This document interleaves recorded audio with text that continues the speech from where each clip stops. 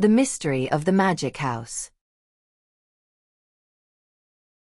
यह गर्मियों की छुट्टियों का समय था।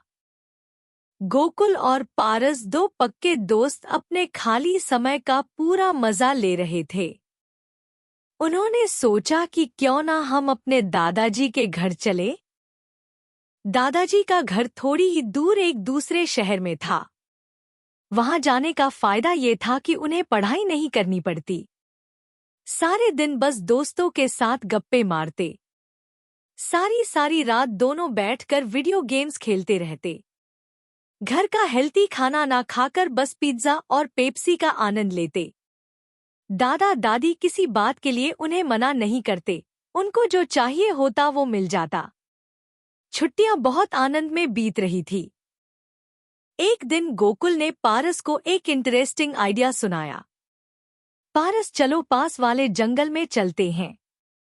जंगल में जरूर कुछ नया और मजेदार होगा। गोकुल ने शरारती अंदाज में कहा।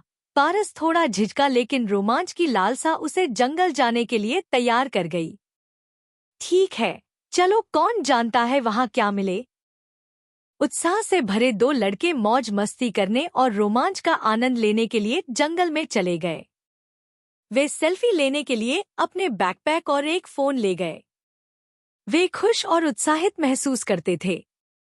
हर कदम पर नई चीजें खोजते थे। यह एक ऐसा दिन था जिसे वे हमेशा याद रखेंगे। जैसे जैसे वे गहराई में गए, बारिश शुरू हो गई और वे पूरी तरह से भीग गए। अचानक से ही मौसम का माहौल बदल गया। एक चमगादड़ का झुंड उनके ऊपर से गया। ये सब काफी डरावना था। उनको अचानक हुआ इस बदलाव का कारण समझ नहीं आ रहा था। वो थोड़ा डर गए। जल्दी करो, हमें कहीं शरण लेनी होगी, पारस ने घबराते हुए कहा।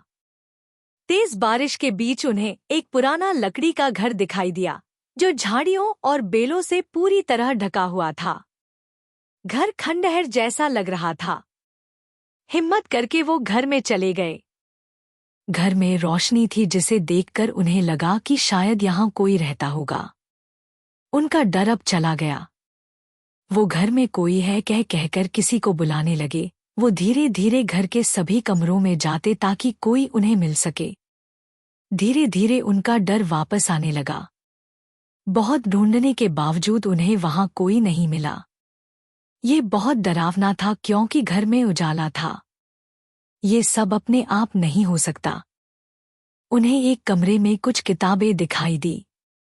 वो उन्हें देखने लगे कि शायद उन्हें पढ़कर वो कुछ समझ पाए। किताब का नाम था घर का रहस्य। उस किताब में लिखा था कि जो इस घर में आएगा वो वापस नहीं जा पाएगा।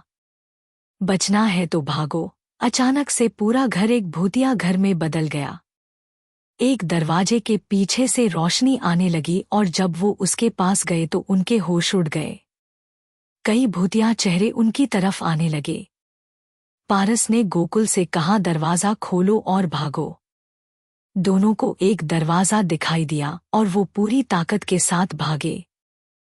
जैसे ही उन्होंने घर से बाहर कदम रखा, वे चौंक कर मुड़े। उनके देखते ही देखते वह घर सिकुड़ने लगा। उसकी दीवारें अंदर की ओर मुड़ने लगी और छत धंसने लगी। कुछ ही पलों में घर एक माचिस के डिब्बे जितना छोटा हो गया। फिर जैसे कोई जादू हुआ हो, वह मिट्टी में समा गया और गायब हो गया। अचानक एक बड़ा पेड़ घर की जगह पर उग आया और कुछ ही सेकंड के बाद वह सूखने लगा और इसके साथ ही जंगल के सभी पेड़ मरने लगे। पारस और गोकुल अपनी पूरी ताकत से भागते रहे जब तक वो जंगल के बाहर नहीं आ गए। गर्मियों की छुट्टी के बाद वो अपने घर आ गए। उनका स्कूल दोबारा शुरू हो गया। उस दिन जंगल में उनके साथ क्या हुआ, ये बात अभी भी एक रहस्य है।